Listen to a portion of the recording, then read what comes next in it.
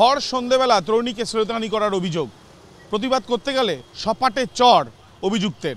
ইতিমধ্যে গ্রেপ্তার করা হয়েছে ওই অভিযুক্তকে। ঘটনাটি ঘটেছে দক্ষিণেশ্বর থানার অন্তর্গত, ঠিক যেখানে আমরা দাঁড়িয়ে রয়েছি, এই যে মেট্রো স্টেশন।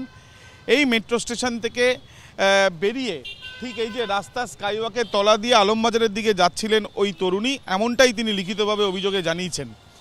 এবং তিনি বেসরকারি সংস্থার কর্মী। তিনি যাওয়ার সময় ঠিক এই রাস্তার ওপরেই এক যুবক এসে তাকে শ্লীলতাহানি করে। তিনি প্রতিবাদ করায় বা তিনি কেন এই ধরনের ঘটনা অবাব্য আচরণ করা হলো সেটা জানতে চাইলে তাকে সপাটে চড় মারা হয়েছে বলে অভিযোগ করছেন ওই তরুণী। এরপর এলাকায়, যেহেতু যে জায়গায় আমরা দাঁড়িয়ে আছি, সকাল হোক কি সন্ধে হোক কি রাত, সবসময় জনবহুল অঞ্চল।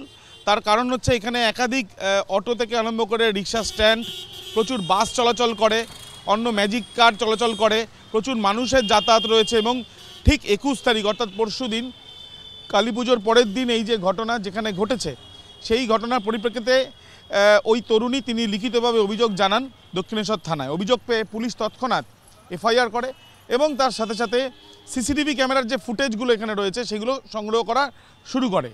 এবং সেখান থেকে বেশ কিছু তথ্য প্রমাণ পেয়ে পুলিশের তরফ থেকে শনাক্তকরণের প্রক্রিয়া শুরু করা হয় এবং ইতিমধ্যে গতকাল রাত্রিবেলা গ্রেপ্তার করা হয়েছে অভিযুক্তকে। ওই অভিযুক্ত যে এই ঘটনা ঘটিয়েছেন সেই বিষয় নিয়ে তরুণীর কাছ থেকেও শনাক্তকরণের জন্য তাকেও ডাকা হয়। এই ঘটনার পর ওই বেসরকারি সংস্থায় কর্মরতা ওই অভিযোগকারিনী তিনি কিন্তু আতঙ্কের কথা বলছেন এবং তিনি জানাচ্ছেন যে নিরাপত্তাহীনতায় তিনি ভুগছেন। এবং এই যে ঘটনায়, সেই ঘটনা তিনি ভাবতেও পারেননি যে একটা সন্ধেবেলা এরকম একটি জায়গায় এই ঘটনা ঘটবে।